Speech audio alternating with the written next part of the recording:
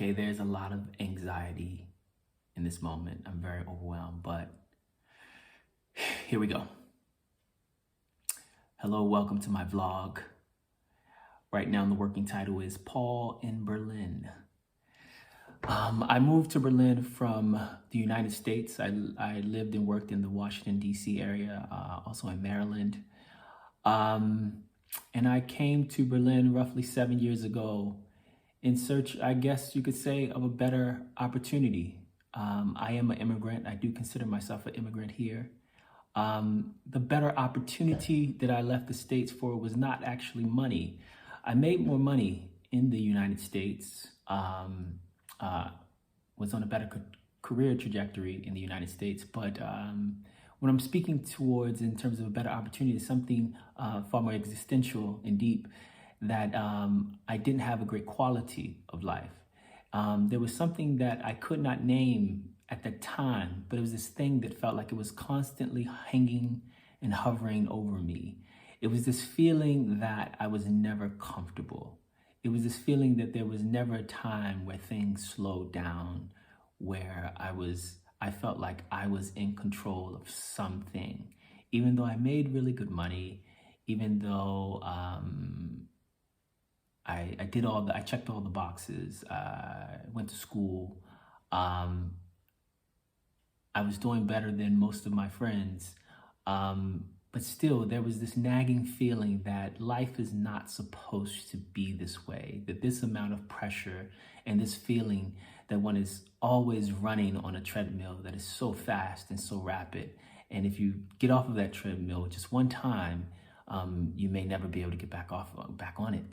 I remember feeling this anxiety. And so I came to Berlin about 7 years ago. I worked here in the startup tech scene. I made lots of friends from all over the world, from Egypt to India, to Brazil, Mexico, Eastern Europeans and Germans. And I developed a lot of new information and new perspectives from which to see the world, and also, most importantly, new feelings. Thoughts are much easier to develop, but actually new feelings that that have made this journey far worth it. So who is this vlog for? This vlog is for people who are constantly trying to find their way, trying to find meaning, who every day struggle to project themselves into a brighter future. Those who are constantly wondering and wandering for their place. I'm not here to tell you that Berlin is for you, but I am here, hopefully here to tell you that finding and channeling your inner human, finding whatever place uplifts your inner human. I'm here to tell you about how to get to that. And this is my first episode. And I'm going to introduce you to my former babysitter. She was the babysitter for my son when he was about 1 year old. And she is from the United States. Her name is Melody, and I'll just let you figure out the rest. Stay tuned for more. My plan is mostly to interview friends of friends, to share their immigration journeys, share their journey from how things happen from thought to actual creation. What drove them from leaving such a comfortable and cozy place like home? And what does home look like when you're not in it, when you're looking at home from a different angle? I want to explore all of this. I want to really explore our inner human. And please, I hope you join. I hope this is of interest to you.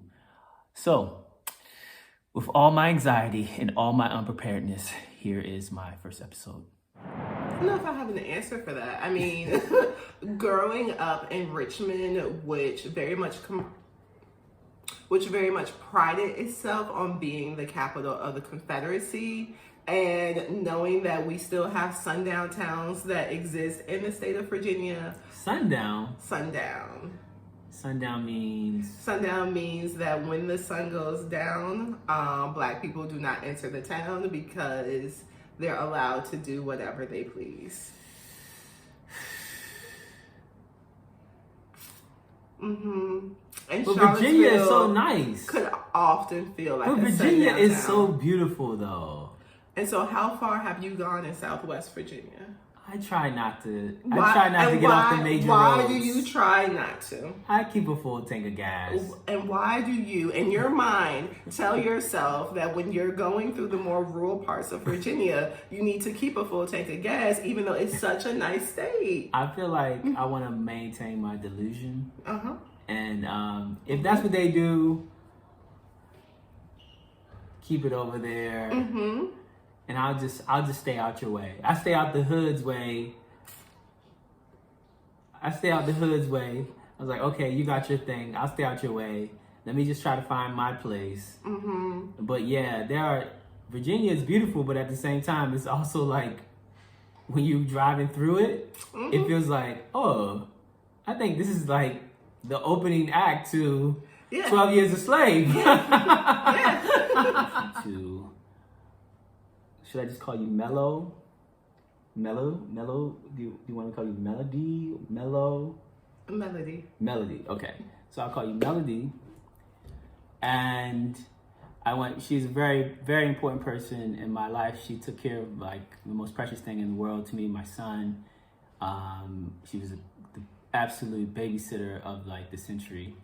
And it meant so much to us. It helped us out even when we had a bad time. We were in a bit of a bad crunch, and she's like extended family to me. So I want to introduce you to Melody. A little bit about her. We met. She's from Richmond, Virginia. I'm from Baltimore, Maryland, but we met in Berlin. And so maybe I'll start the interview with asking this. What made you leave the country, America, the U.S., the first time? So the very first time that I left, I did a study abroad program called Semester at Sea. I wasn't feeling very at home with my undergraduate program and looking for options to get off campus. And I applied for the study abroad programs. Mm-hmm. And Semester at Sea was the one that like really gained my interest. And we traveled to 16 countries across the Atlantic, and I got to see a lot of the world very quickly. And then intrigued my travel even further. Whereas my last year in undergrad, I spent abroad. So I did my fall semester in Spain, and then I did another round of Semester at Sea, this time crossing the Pacific Ocean. So you made this decision in like your early 20s. You decided, mm-hmm. You decided in your coursework while you were in university, at some point the question came to you, when am I going to have another chance to do this? Or why not do this? Like, yeah. How did that decision come to mind? It was very much why not. So I was trying to decide on a degree program, and my dean recommended this German professor over the summer because I was having issues fitting in. And that professor really shaped what the next 3 years of my college education was. And he encouraged me to travel and encouraged me to be authentic in myself. And I ended up declaring a comparative literature major, which meant that I studied texts that were not English. And as I was traveling, I convinced my dean my last year, rather than staying in the US studying these texts through translations or through secondhand knowledge, wouldn't it be better to actually go to the places, meet the authors, have these conversations authentically, and really develop the program in a way that best suited my like innate interest. So you mentioned something about, now I think we're getting to some nitty gritty. You mentioned something about fitting in. Because I think this also is an intersection as to why, probably, I'm pretty sure for very different reasons, that moment coming up that feeling of not fitting in, which precedes like a big move. Mm-hmm. And can you describe maybe what that felt like for people who might be going through the same thing, or who might be, just doing normal, everyday things? But it was this feeling. I can share a little bit about me. I remember feeling like that in corporate America. I remember feeling like, I know that I can make more money, but there's nothing I can do. There's no gap that I can close inside me to make me feel like I fit in to this culture. Mm-hmm. It felt so foreign to me. It was as if, which is the strange thing, about like society in America, is that you can be living in the same state, but then when the different groups get together, it feels like socially, culturally, it feels like a different country. People feel so different from each other. And that's how I felt, even though I was very thankful for the opportunities that I got, the exposure that I got. It was a very rough transition. So let's go back to that. Fit in. Talk about fitting in. Yeah, so I realized once I got to the University of Virginia, which is where I did my undergraduate, that I had a very privileged youth. Like as a Black woman, I grew up in a environment and in a school system that very much looked like me. In elementary school, my principals were Black women. My teachers, for a good part of my education, were Black women, and they saw greatness and wanted to push me to be great. In middle school, a lot of my teachers also were Black women. We had a little bit more diversity once I got to middle school because I was part of an international program that recruited people from other sides of the city.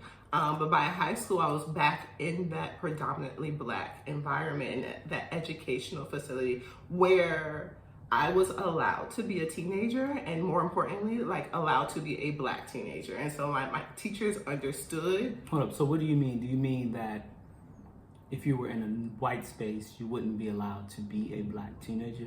I think the parameters around me being a Black individual in a white space puts a hyper focus on the things I do and the things that I say, which then requires me to be very critical of the liberties that I take when I know that I'm consistently being evaluated. And I wasn't quite aware of that as a teenager growing up until I entered a white space at my PWI, or predominantly white institute.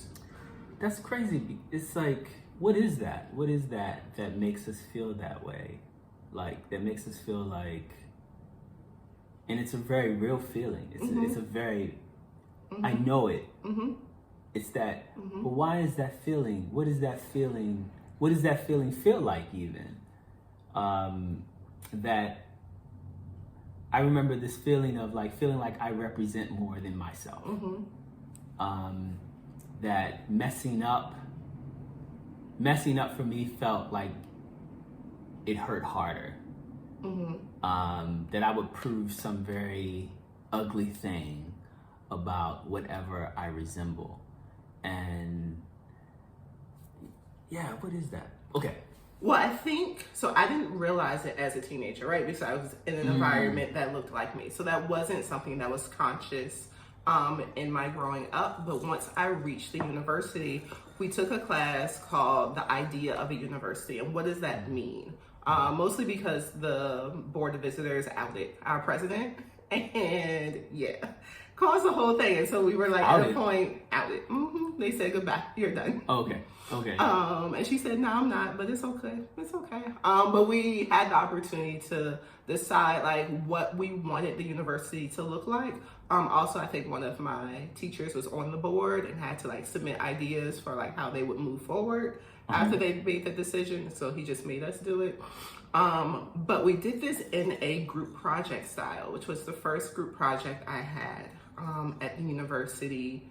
And one of my classmates who was legacy, meaning that his parents attended the university and his grandparents attended the university. And so he was brought into the university brought up understanding that's where he would go.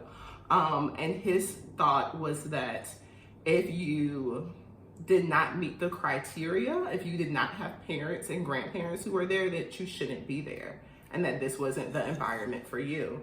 And he directed that specifically towards me and was like, we should abolish the scholarship system, which they actually did redefine their financial aid access that same year, in which it no longer allows people who wouldn't necessarily qualify in his eyes to go to the university. And this was a conversation before we talked about anything that I did in high school, as far as like accolades, as far as my GPA, as far as what I did outside the school for the community.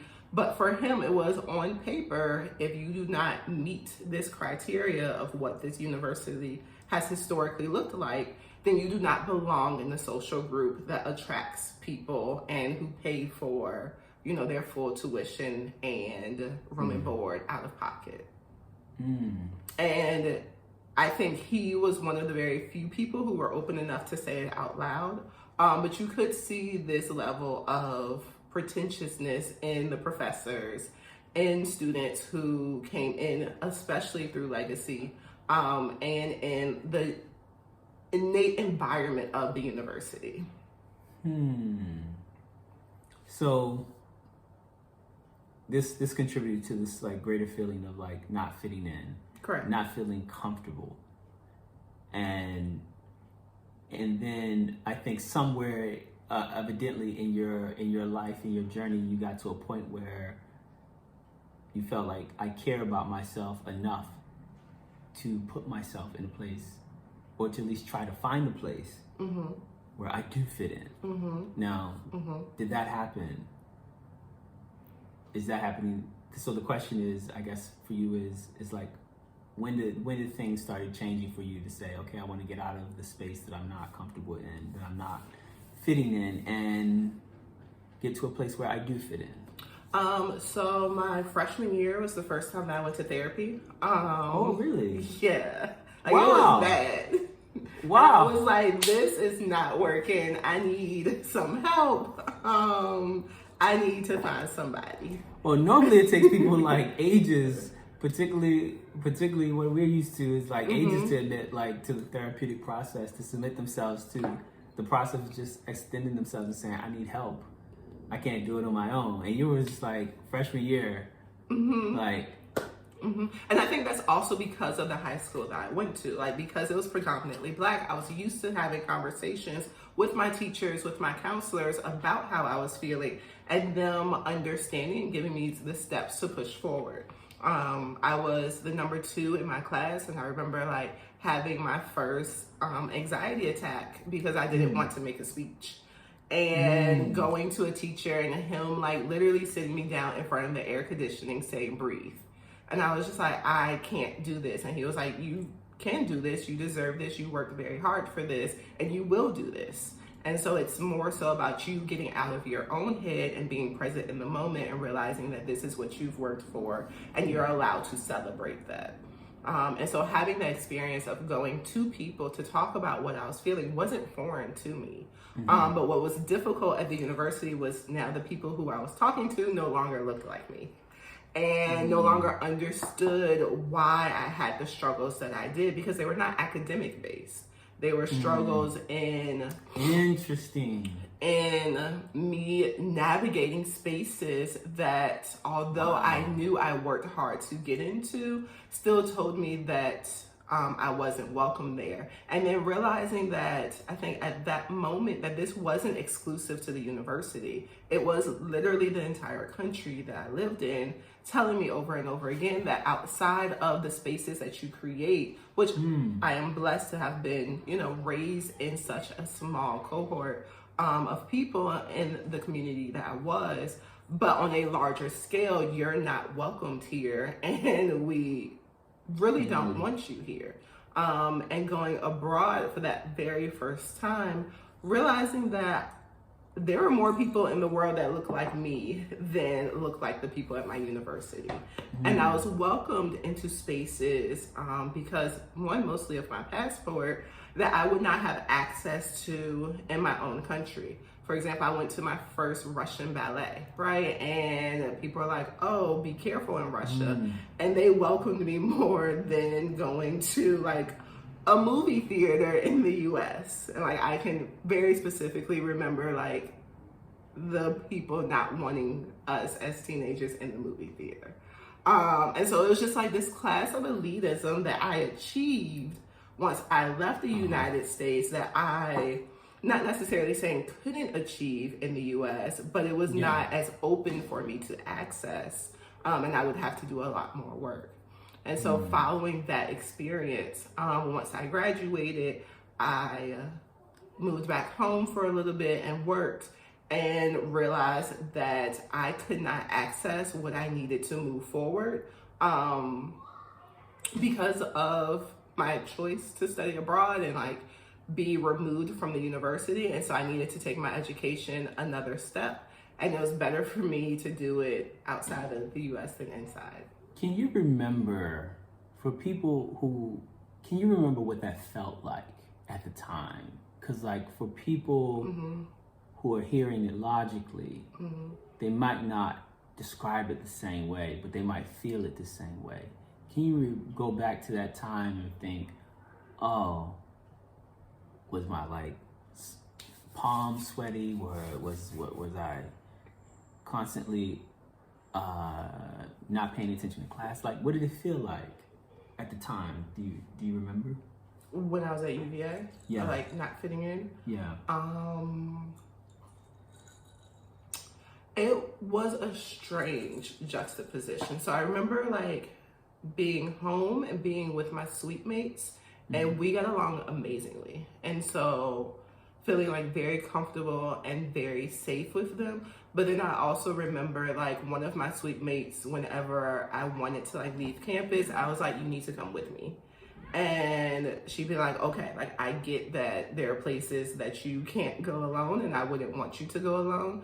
And I'm gonna come with you. And like just that anxiety of having to plan ahead of like if I wanted to go to the mall and had to take like the public or city bus, knowing that like I needed someone there with me. So like UVA felt dangerous for you?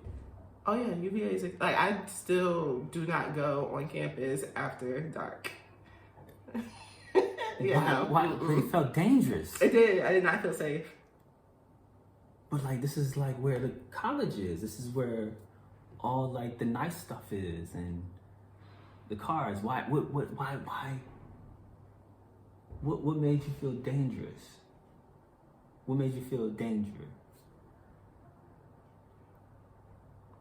So, like I said, I lived with some suite mates, and there were 6 of us, and we did a lot of things together. And in August, I think before classes started, one of my suite mates was having a performance because she joined a choir, and we all went to support. And so there was probably like 10 of us in the back row there to support her performance. And halfway through the performance, we had an intermission, and there was me and my other suite mate who was Black, and then the other 6 were white, and I think there were a few multicultural students who were Indian and Asian who like came as support as well. And at intermission, there was a parent who was sitting directly in front of us on the row below us, and he turned around and he was like, oh, I really thought we were gonna have a problem here and y'all were gonna be very loud, but thank you for proving me wrong and showing that you have some type of like respect, or you know how to act in a public atmosphere. And he said that to me and my Black roommate. And this was before classes started. And my white roommates like were amazed and astounded by this remark, and me and my Black roommate were like, it's fine, let it go. And like they really wanted to start an argument with this man, and we were like, it is literally the base of the barrel of what we have to experience. Wow. And when I got they're really out here giving it like that. Right. And when I got accepted, I remember in high school we had decision day where we all wore our t-shirts on where we were going. And my mom took me to Nordstrom to buy me some Ugg boots because it was going to be cold. And this lady came up to me as a teenager, I was 18, and she saw my t-shirt and she said, "Is that the college you're going to?" Because it's decision day across, the Commonwealth. And I was like, "Yeah, I got accepted. I'm excited." Mm-hmm. And she goes, "You took my granddaughter's spot." And I was like, I don't understand. And she was like, "My granddaughter worked hard to It's like get a Jordan Peele movie. She had a 3.5 GPA. She's involved in the community, and they gave you her spot." And I was like, "Ma'am, I know nothing about your granddaughter, but I can assure you that I worked very hard to get there, and I have well above a 3.5 GPA." And she was like, "No, I don't believe it." No, she can't believe that. She already believes something's happened. Exactly. And at that moment, my mom came and was like, "We're walking away from this." And I was just like, I don't really understand what happened. Literally all I did was exist in a t-shirt. And that elicited such an angry response from somebody who had no idea about anything that I had been through at that point. And this was before I ever stepped foot on the campus. And so I knew going into the environment that if there were people outside the environment that felt like it, they were obviously justified. All right, we're back. We lost storage capacity, but now we're back. Okay, now let's speed up to. Well, I remember what I wanted to say before I speed up to. So this is actually a pretty interesting experience in that we're both Black, we're from America, but these experiences are a bit different because I really never received a great deal of direct white disdain. Nobody ever came to me and said anything because I also grew up in all Black. It's Baltimore is was when I was growing up, it was 90% Black. And we never really even saw white people unless they were on TV or they were police or social workers coming into the neighborhood. White people was something you generally saw on TV. To me, white people was Full House, Step by Step, the TGI Friday lineup. That's what I thought white life was. But it's I dealt with a totally different set of adversity amongst Black people, amongst my own. So I guess the question is, they really get down like that? They do. They have no shame. They have no shame. Mm-mm. And part of me, I couldn't be frustrated, right? I couldn't go into angry, "I'm gonna curse everybody out, you gonna see this side of me." Because I still needed a degree. At the end of the day, I had stuff that I needed to accomplish. And so I needed to find a way to make the environment work for me. And being the blessed, highly motivated, amazing high school student I was, my scholarship covered tuition and fees. And I also received FAFSA and Pell Grant because of my parents' income. And so with that, when I applied for study abroad programs, the university covered tuition and fees. And semester AC is not a cheap program. I live on a ship for 4 months. We travel to a bunch of countries. There's quite a penny that goes with it. But because the school covers it, we're going to go as many times as we can. So let me make sure I use all of that money to my benefit in a place where I do feel comfortable and safe and amazing. And with people who also support my ideal of what success looks like and what being a global student is. And so that was the life-changing moment for me to realize that I'm not just stuck in the United States. This isn't going to be my ending spot. And there's so much of the world that looks like me and values me and wants to know my perspective and wants to see me grow and be this beautiful human being that I deserve a chance to be in it. And so I actively made the decision that I wanted to be in it as much as possible. And I found out that education in Germany is free. You do not pay to be an educated citizen, regardless of what level you want to go to. You want to be a doctor, they're going to make sure that you have the training and skills necessary to be a doctor. And so when I started working in the US and found out that my degree did not qualify me for a license to teach, even though my dean reached out to the Department of Education in my state, I knew that going back to school was something that would have to happen outside of the US. And so I applied for the program in Germany, which was free, and they accepted me, and all I had to pay for was my transportation pass, which came out to about 300 euros every 6 months. Oh. Compared to the beautiful 25,000, 30,000 that people pay for their masters in the US. There was so much in that. Okay. So let's speed up to deciding to leave the country. And so first, what did your mama say? What did your near ones? What did your near ones say? Because that's what's important, right? That's really what's important. I'm not being sarcastic because what I realize is that it angers you the most because it's the most important to you. Yeah. And then let's talk about what was life like after the move to Germany, after the move to Berlin. Okay. So my mom is an incredible human who we had we had a mother-teenager relationship for a long time. And when I got to college, my way of breaking away, because my college was only an hour from home, was I would apply to the study abroad programs. I would pay the deposit, and when she told me, and then I would tell her that I was going, not that I was applying. And so she would say that she didn't want me to go, and I would ask her for my money back for the deposit that I paid. And she was like, no, I'm not giving you $1,000. And I was like, then it sounds like I'm going because I've already paid for the deposit.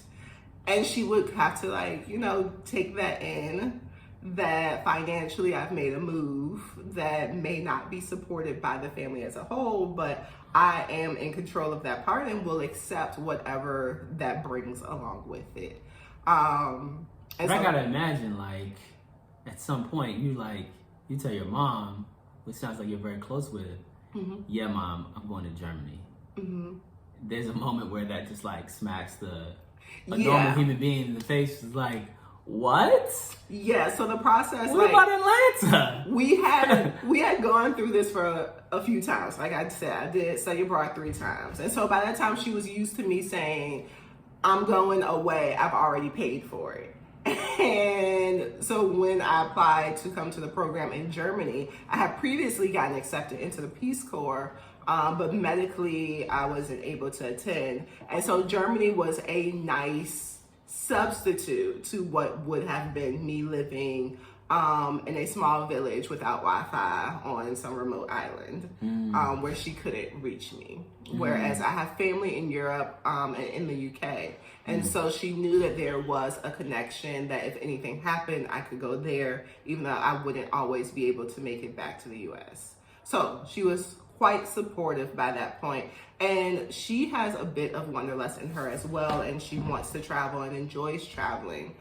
Just wasn't always offered the opportunity because of responsibilities and finances and everything that was going on. And so she really does support my ability to travel and to see the world, because she knows that it allows me to make connections with people in ways that is still very surprising and confusing for her. And so when I first came to Germany, I was coming in a place of anger and frustration and wanting to find what I called home, because at that time, I did not consider the U.S. home. The year was 2017. We had just gotten a new president, and we talked about white people and how they felt when there was a black president. It was time for me to go. There had been an uprising in Charlottesville with some white people. Had that happened by then? Yes, that happened in August, and my flight left in October. Wow, so it's like these moments that breed a certain level of okay, that's a sign. Yes. It breeds a level okay. Yes. I have to read that times have changed. Yes. And I can either live with it or react against it. But so a move has to happen. Okay, so that was 2017. Yeah. Things did feel unreal it felt like automatically. I know from how I felt because I had already been in Germany by that point. But I remember how I felt. It felt like being in a movie, and then all of a sudden, like you're watching the movie, and then all of a sudden there's like a quick flashback to like 1955. Yeah. And it was like, this thing. It's like I remember always being like the person who was kind of like doomsday in my projections of the future. It just come out a lot quicker. and then when I saw like 2016, 2017, 18, in reality, I felt like, whoa, this actually feels worse than my worst projections. Yeah. I thought there would at least at all times still be a veneer of decency. I thought people, at least in America, cared enough to put on a veneer of decency. And now, and maybe I'm being too harsh, because now I'm coming to this idea or this feeling that, is it really like everyday Americans or the majority of Americans, or is it just like these really strong media options that like sensationalize everything? I don't know, but yeah. What do you think?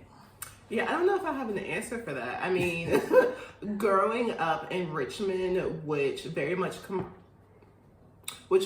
prided itself on being the capital of the Confederacy, and knowing that we still have sundown towns that exist in the state of Virginia. Sundown? Sundown.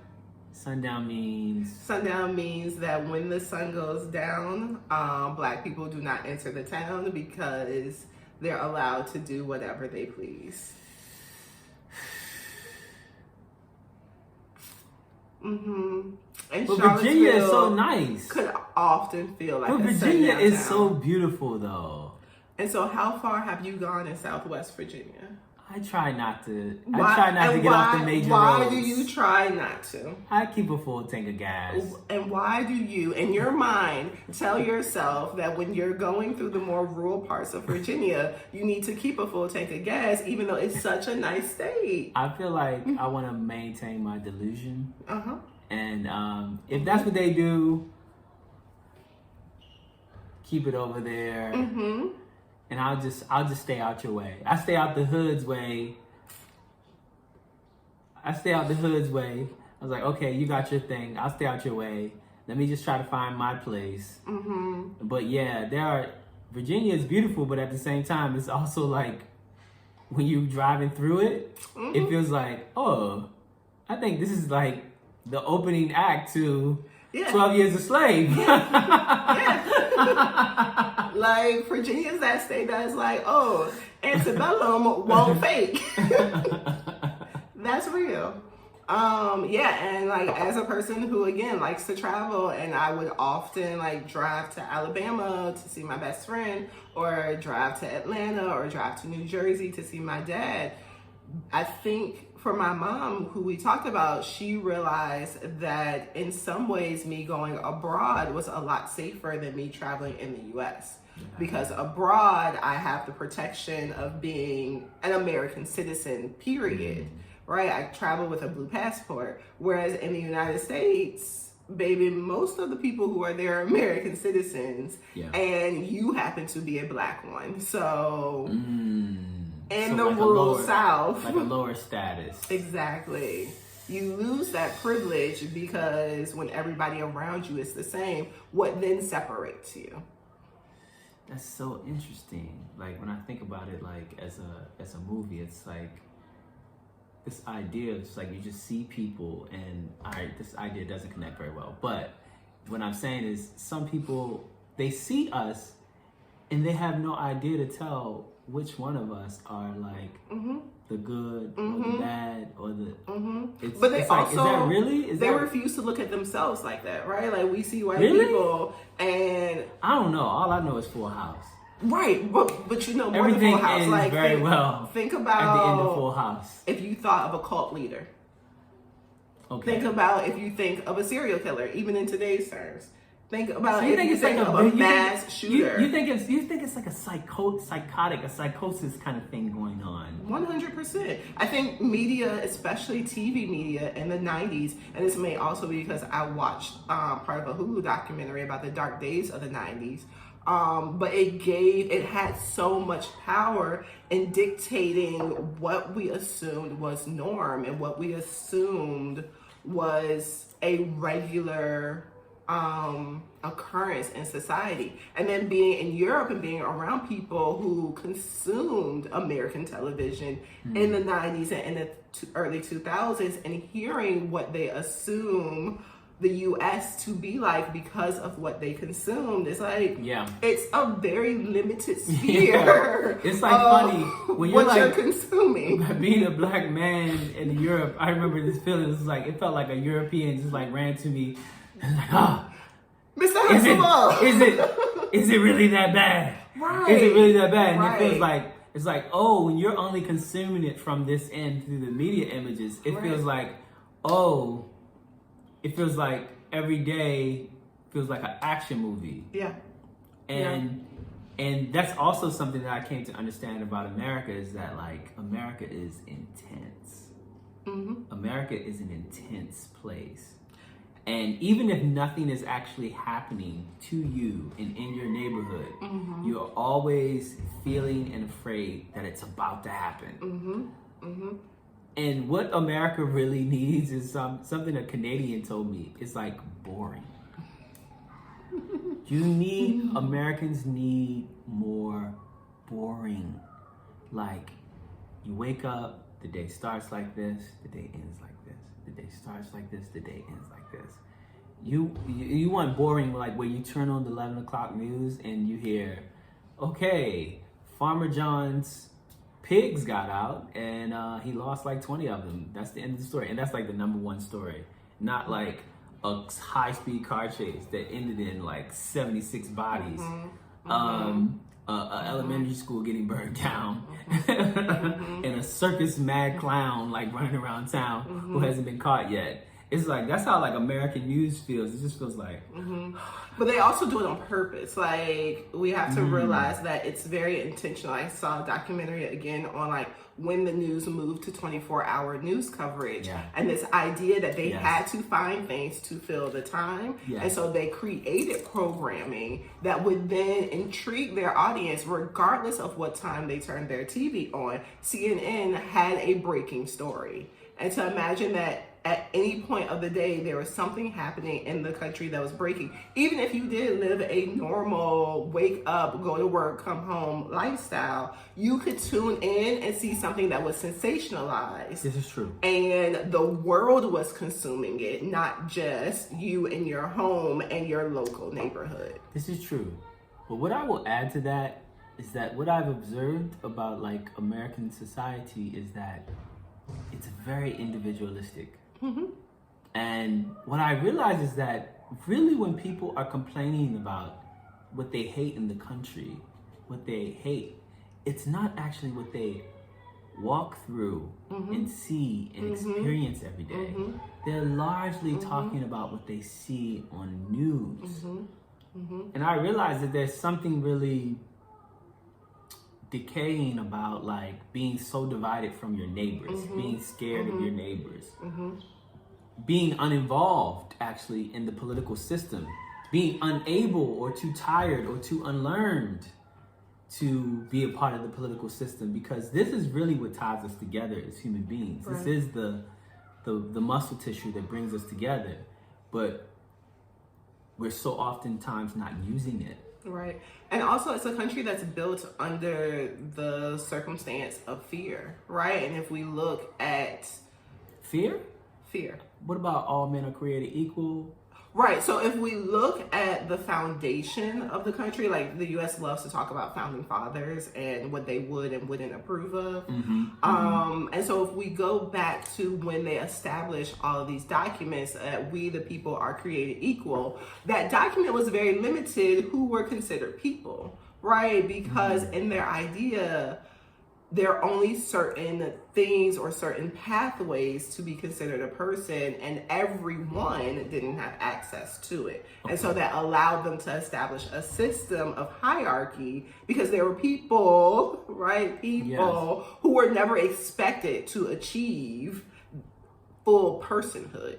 And so when we look at Christianity, especially Christianity in the Deep South, it was taught under the circumstance that you're supposed to be in this position.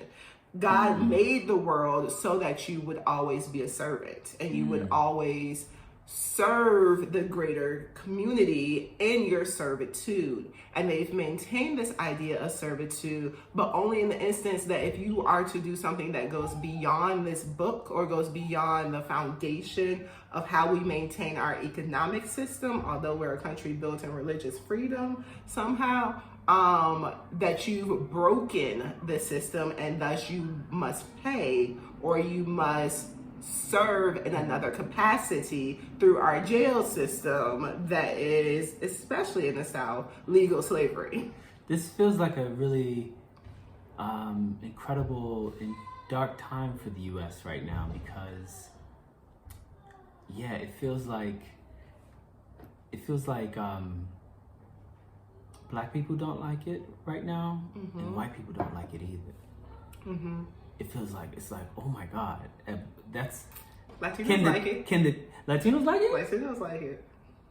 Hey! Which actually may be a great thing for Black people. That might be the saving grace. If we look at the U.S., it is their country in many aspects, right? Like, if we look at Mexico, illegally taking land from the French, which did not belong to the French, right? There is a cycle that has to happen. And if we look at who does most of the manual labor in the U.S., especially in the South, it's the people who the land initially belonged to. It's the people that understand it, that know how to grow from it, that know how to produce and then survive off of what they produce, because they're not paid a living wage, they're not afforded healthcare, they're not given citizenship. And that process is intentionally made difficult so that they remain in the servitude process.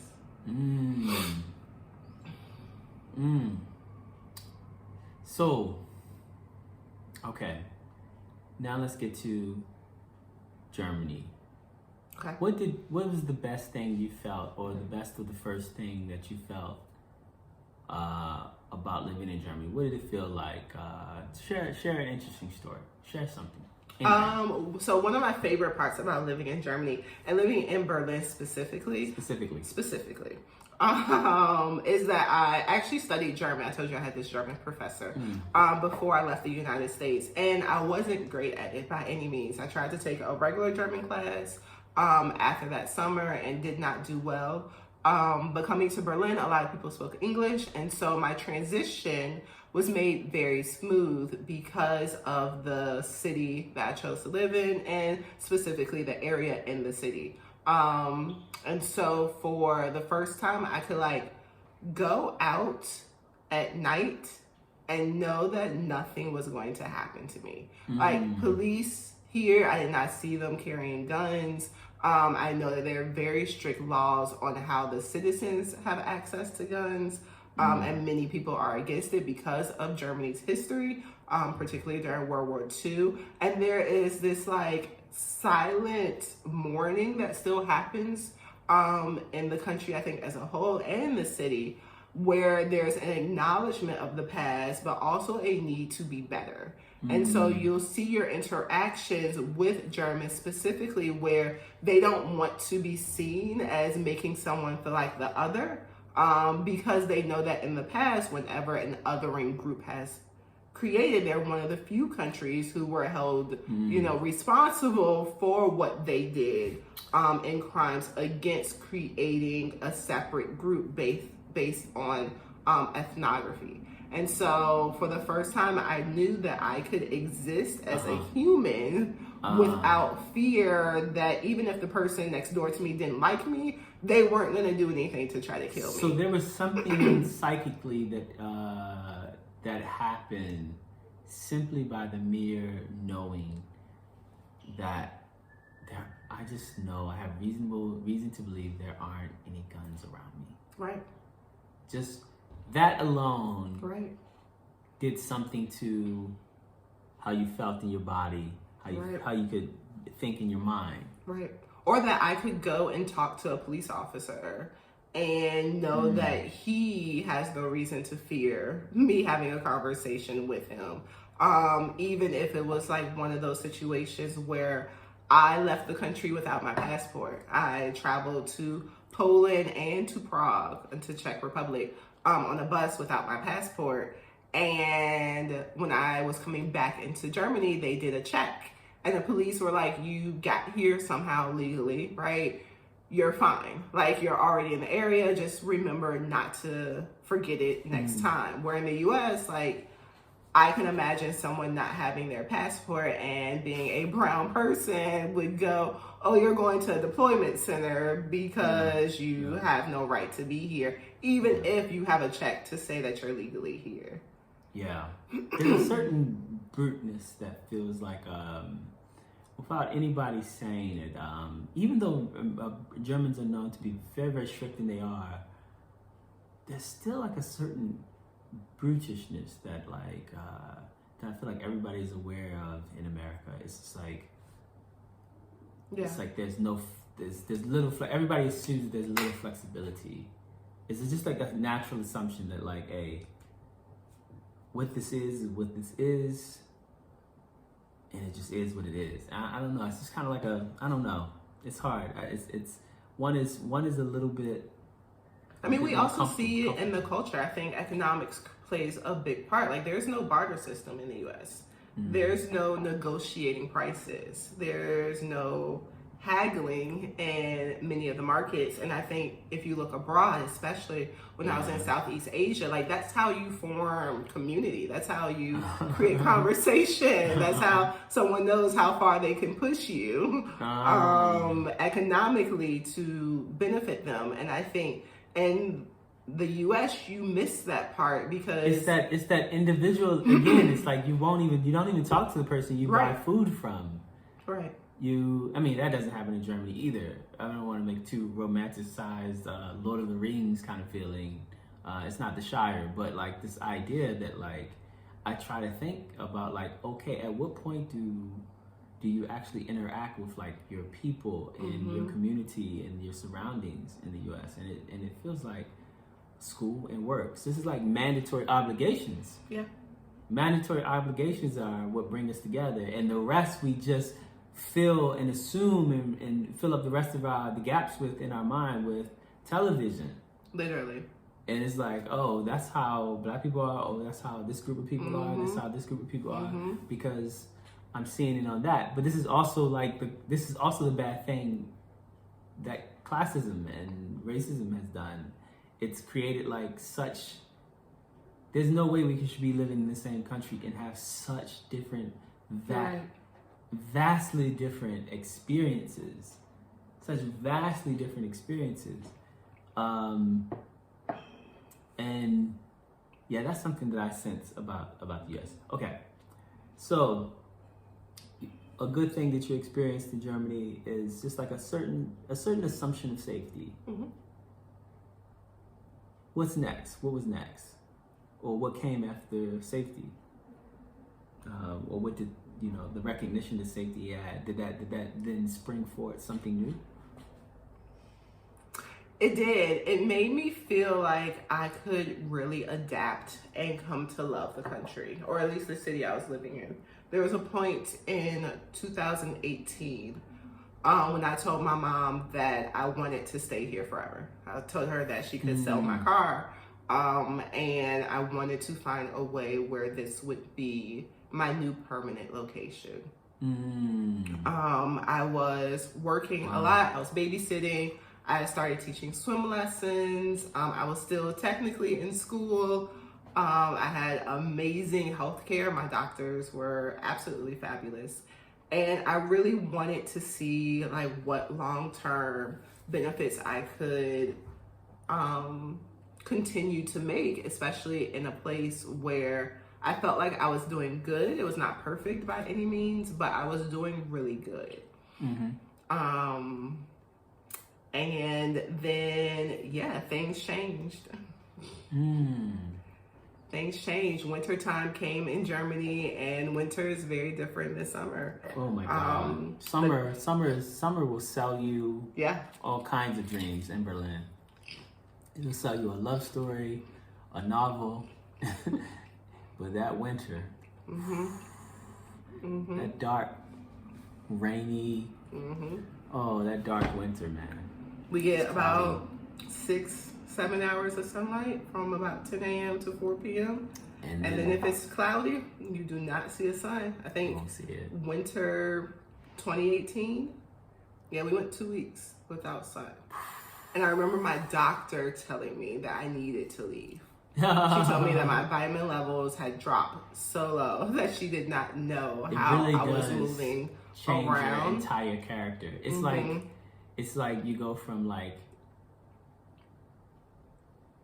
you go from positive and motivated to I just want to go home and go to sleep. Right. It's like hibernating. It's like Germans hibernate.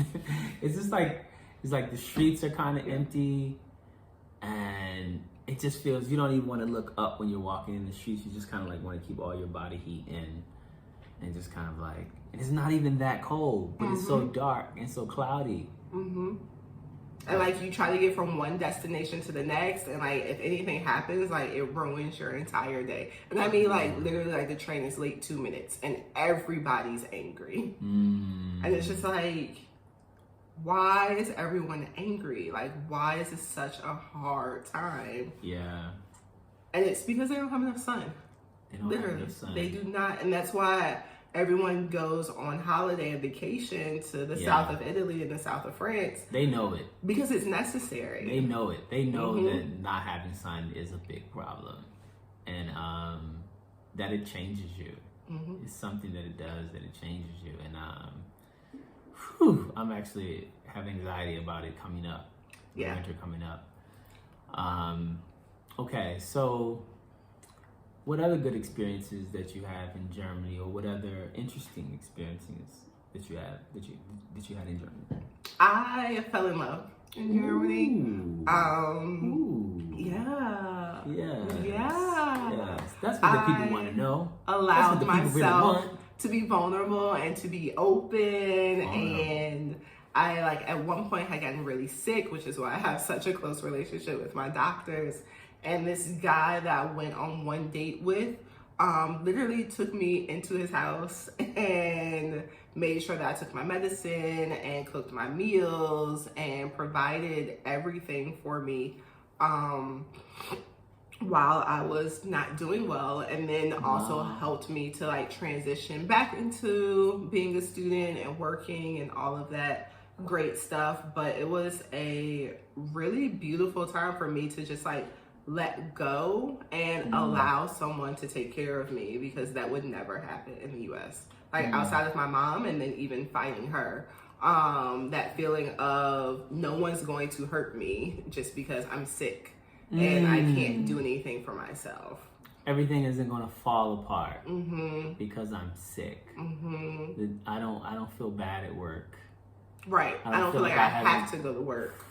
I don't feel like everything's depending on me, and I can actually take 10 days, as my doctor said, to take my medicine. And then he wrote me a note for another 20 days to recover after those 10 days. And it was like, sit down and learn to relax so that your body can heal. It's so strange, like the dichotomy between the experiences. It's like, it's so different. It's like in America, you actually will see lots of expensive things, lots of big, robust buildings and all the bells and whistles, but it's just like there's a certain like lack of character. It's like there's a certain rushingness that is always happening that prevents you from actually enjoying it. Right. Well, you always prepare for the worst, right? Like you had your own doomsday, thought about and realized that it could be a lot worse.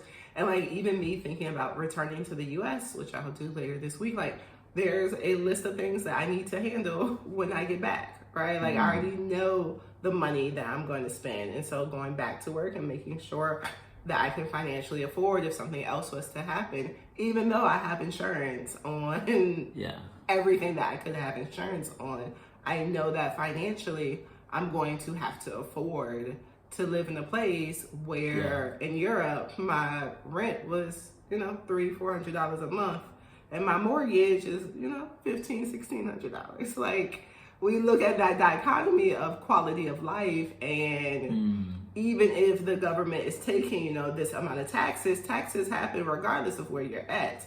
But what life are you living even beyond those taxes happening?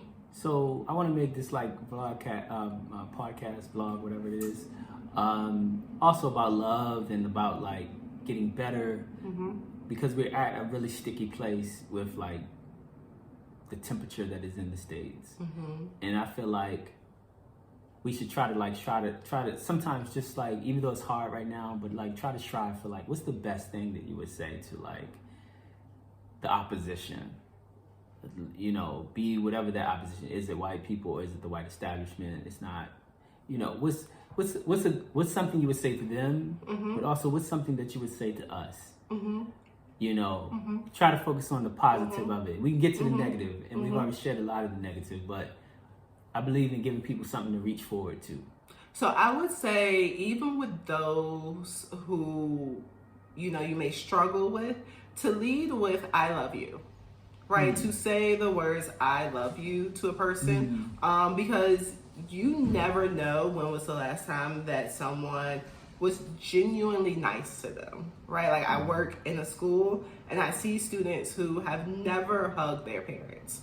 And for those of you who are close with your parents or close with friends, like, a hug, like, literally as humans, we need physical touch. And to live a life where you're not touched is a very difficult life, and you don't understand why you're processing or taking things the way that you're taking them. And so sometimes if you're quiet enough and you actually listen to what they're saying, they agree with you on a lot of points, and it's coming from a place of misunderstanding rather than anger or hate. And if they know that the foundation of your interaction together is built on love, then they're willing to listen and willing to take a step back to say, maybe I can look at this situation a little differently. I'm not going to change who I am as a core, right? And I'm not asking you to change, but being able to accept someone else's opinion into how you formulate your thoughts may make life a little bit nicer for you. Let's do pie in the sky right now. How do we solve the race relations problem? Let's be innovative, not think too hard. We're not going to think too hard about it. But this was like a Niyanla, fix my life, fix my family moment, fix my country. What do you think? Like, say it to like, because there's a lot of people who don't look like us. Right. Who want the problem to be solved. They just don't know what to do. We don't have to give them the complete answer because we don't know the complete answer. But what's the best thing that we can offer? What's the best thing that we can offer? What could we say? I'm putting all that responsibility on you right now. I appreciate that. That's a lot of work. You fix it, Black woman. Actually, so as, a person who enjoys academia for all of its flaws and bells and whistles, I would say go find an HBCU. Regardless of how far it is. Go find one and sit in the classroom. Like, spend a day. Spend a day in the classroom. Go to the CAF. Go around and actually, like, allow yourself to receive whatever is happening on that campus at that time. And even if those are questions of why are you here? What is your purpose? Tell them that you want to learn. Be willing enough to allow yourself to embrace an environment that in your mind may not welcome you, which is very untrue of most HBCUs. But you would never know that if you don't go to one. Very true. Right? And so allow yourself to enter an environment where you are not the majority, right? And then learn something from the environment that you may not even realize you need to learn. So the key is get Be uncomfortable. That HBCU. I think HBCUs are actually the absolute best place for that cultural exchange, because I felt like actually the HBCU, the conversations are happening. Yeah. And also the conversations are happening in a way that Black people feel more unfiltered and also feel more empowered. Also feel more connected to the source. And okay. And I think one of the people that we respect the most, Albert Einstein, did it. Albert Right? Einstein. You want to be like Albert Einstein? You want it for free 99? For free 99, do you want to be like Albert Einstein? Go to HBCU. I highly recommend it. I love best thing that HBCU is the best thing that ever happened to me. And I didn't even go to a premier HBCU. I went to like a great, loving HBCU. All right, so I'm pretty sure people want to know more about love and dating, or whatever it is in that space. What can you share about that space? What, being in Berlin? Yeah. It is amazing to come to the country and come to a country and be foreign. Like, I know there's this huge thing in the US about women who are foreign and how we want that Kim Kardashian look. But allowing yourself to be foreign and know what that feels like, and know what that wanting and that attraction is amazing for your ego. Come and get a foreign. Come get a foreign. At no point was I not pursued. And I know that may sound weird. Like, I literally cut my hair this week. It was not like this a day ago. It was not. He was surprised. I was surprised. She came here. I was like, But does that transformations, change? beautiful. Does that change my status? Beautiful transformations. I'm all about transformation. Yes. Does that change how I see myself? Will I walk through the park and know that I will still be greeted with my beautiful Black queen? I will.